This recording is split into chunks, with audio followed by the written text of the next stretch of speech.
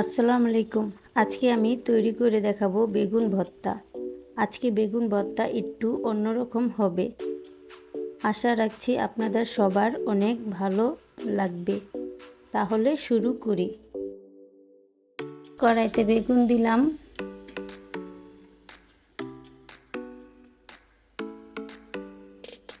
এখন কাঁচামরিচ দিলাম, রসুন দিলাম কয়েকটা, হলুদ ফাঁকি দিলাম আধা চা চামচ,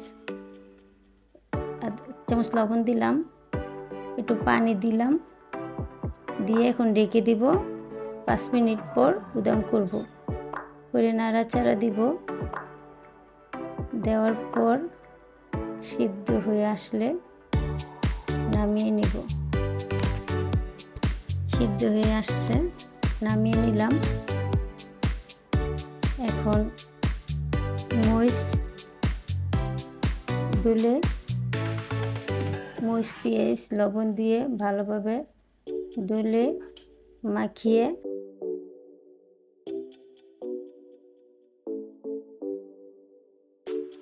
ভর্তাটি কত সুন্দর লাগছে, খেতে খুবই দারুণ মজা। আশা করি ট্রাই করবেন, ভালো লাগবে।